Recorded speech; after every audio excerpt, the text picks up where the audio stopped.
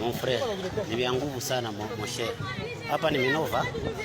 Hapa ni Minova deja panike totali. Vitu vinaharibika sana. Mon frère, vitu kwa nguvu sana. Tuko nguvu sana. Hapa ni Minova. Minova Centre, hakuna mvuma yote. Hakuna kitu chochote kiko nafanyika. Uone kiwa watu wanakimbia. Watu wakimbia na mamizigo na nini. Waangalie tu. Maki vitu viko mbaya. Minova Centre deja hapa ni Weremana na wengine wote wanakimbia vita hivi. Angalia.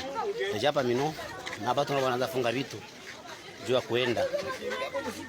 Ndio hali yenye imepatikana Minova sasa hii. Uangalie sasa. Ni Mungu ndugu yangu.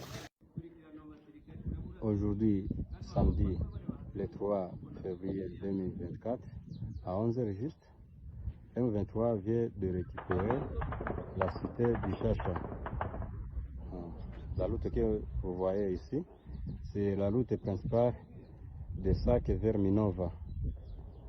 C'est là où l'M23 vient de chasser la coalition des FARDC, les Burundais, SADC, les FDLR et Nyatura ou Wazalendo.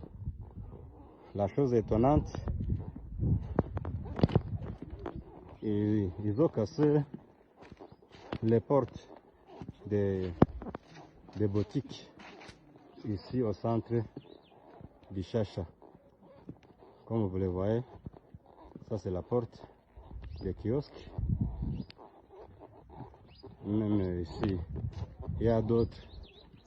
Il y en a beaucoup de kiosques qui ont cassé leurs portes. Vraiment, que Dieu bénisse la force de M23. Ça combat, sa victoire.